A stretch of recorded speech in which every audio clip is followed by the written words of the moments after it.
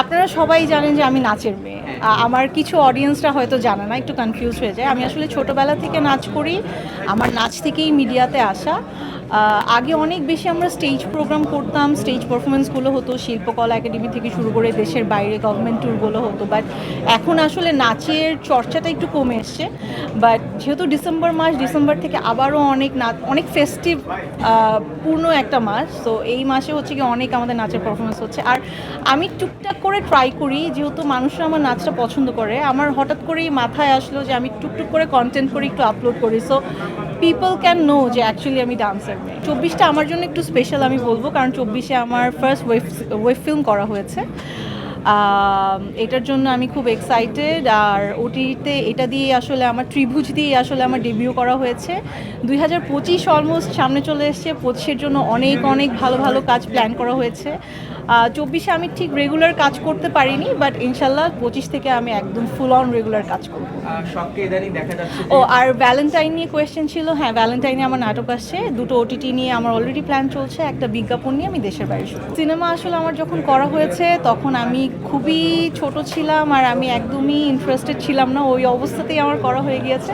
But এখন আসলে অনেক সুন্দর সুন্দর সিনেমা হচ্ছে, আমাদের সিনেমার ক্যারিয়ার অনেক ভালো হয়েছে ইনশাল্লাহ। আমি একটু আসলে ডিফারেন্ট টাইপের গল্প খুঁজছি।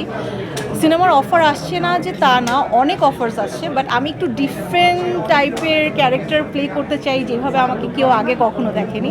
দ্যাটস ওয়াই একটু ওয়েট করছি। ডিফারেন্ট বলতে কোনো স্বপ্নের চরিত্র আছে কিনা যেটা স্বপ্নের চরিত্র না, আমি জাস্ট ট্রাই করছি যে মানুষের সবসময় আমাকে অনেক গ্ল্যামারাস ক্যারেক্টারে দেখেছে, আমি চাচ্ছি আমার ক্যারেক্টারটাকে একটু ভেঙে, যে আমাকে বেস করে নিয়ে কোনো যদি স্টোরি থাকে, সো ওইটা আমার জন্য অনেক বেশি চ্যালেঞ্জিং হবে। সো আমি চ্যালেঞ্জিং কাজ করতে চাই। নতুনদের হাতে তো সব কিছু একটা সময় ছেড়েই দিতে হয়, নতুনরা না আসলে নতুন করে নতুন সম্ভাবনা সৃষ্টি হয় না।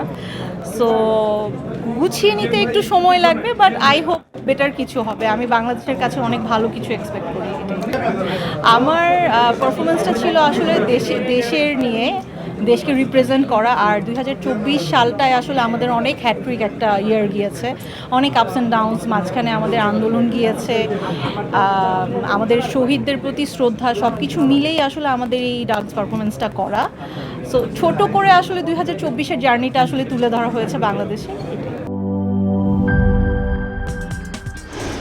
কি boss, vital match, tough opponent, tension? Come on bro, অপোনেন্টকে নিয়ে ভাবার সময় আছে। আসল অলরাউন্ডারের কাজই তো হলো যে কোনো টাফ সিচুয়েশনে টিমকে অলরাউন্ড প্রোটেকশন দেওয়া।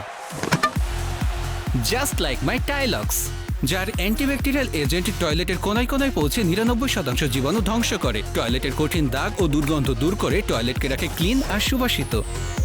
টাইলক্স টয়লেট ক্লিনার, ক্লিন মানেই টাইলক্স।